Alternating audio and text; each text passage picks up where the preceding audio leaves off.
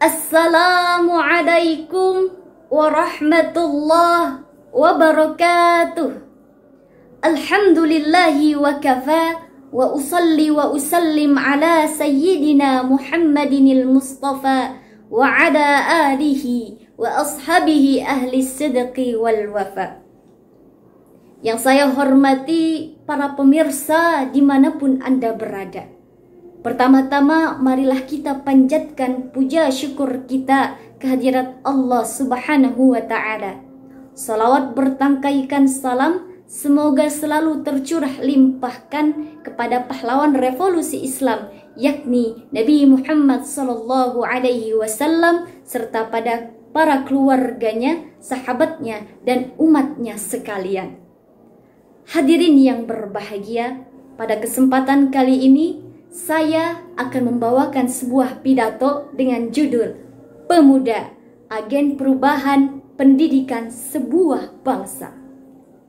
Hadirin yang berbahagia, pada tahun 2045 Indonesia akan genap berusia 100 tahun dan diprediksi akan berada pada puncak keemasannya karena kita Indonesia akan mengalami yang namanya bonus demografi, di mana hampir 70% penduduk Indonesia akan berusia pada usia produktif, yakni usia 15 hingga 64 tahun.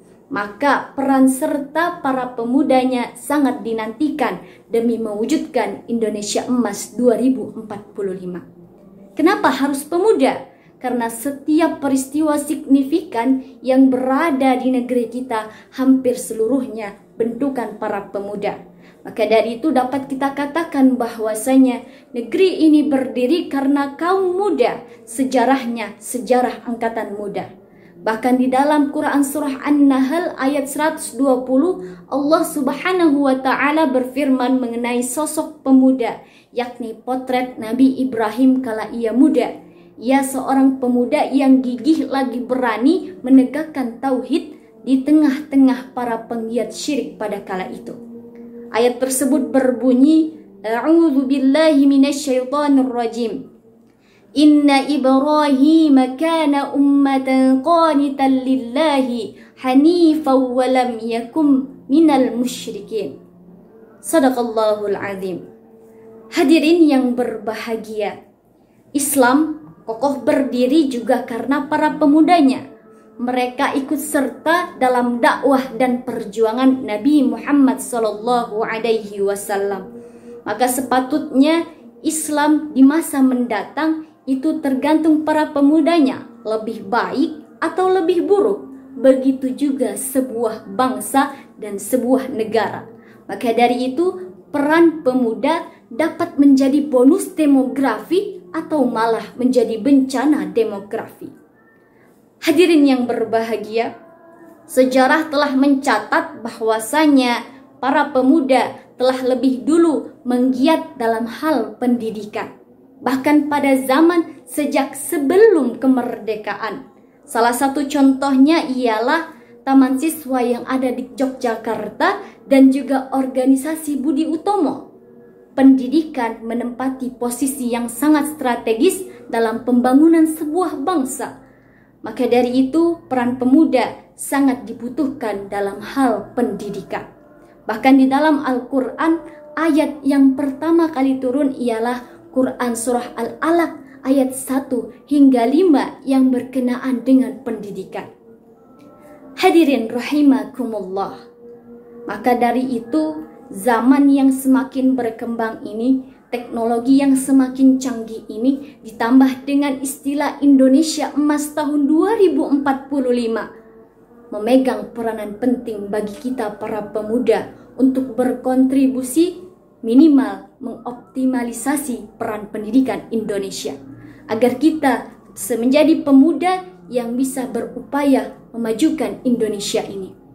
Maka dari itu ada 4 peran pokok yang dapat kita lakukan selaku pemuda dalam mengoptimalkan pendidikan. Pertama, menjadi relawan pendidikan.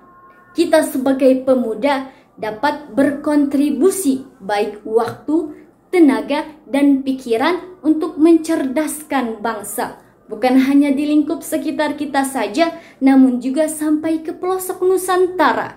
Dan yang pasti tanpa pamrih. Lalu yang kedua, kita dapat melakukan atau membangun sekolah non-formal. Artinya kita membuat sebuah kursus ataupun kelompok belajar yang bisa menjadi wadah pemberian pendidikan dan penyaluran keterampilan kepada masyarakat yang pasti mencerdaskan bangsa. Lalu yang ketiga, kita dapat membangun pendidikan yang berkelanjutan meski tidak formal. Misal saja kita membangun pendidikan alternatif serupa paket A, paket B, ataupun paket C bagi kelompok sosial yang tidak mampu melakukan persyaratan untuk dapat mengakses sekolah formal. Misal saja para gelandangan, anak-anak telantar, dan lain sebagainya dengan memanfaatkan sarana yang ada. Misal gerbong kereta ataupun bangunan-bangunan tua.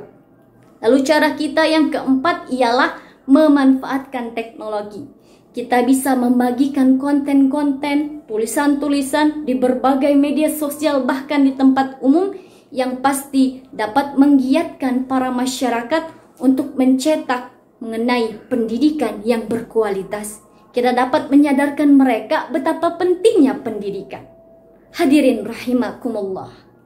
Maka dari itu saya yakin dan optimis jikalau peran tadi dapat dioptimalkan semaksimal mungkin dan dimanfaatkan, Indonesia bukan hanya mendapatkan bonus demografi, tapi menjadi bangsa yang lebih cerdas dan beretika. Karena Indonesia akan lebih tahu betapa pentingnya pendidikan bagi bangsa kita. Sekian pidato saya kali ini. Mohon maaf atas segala kata-kata yang salah. Wassalamualaikum warahmatullahi wabarakatuh.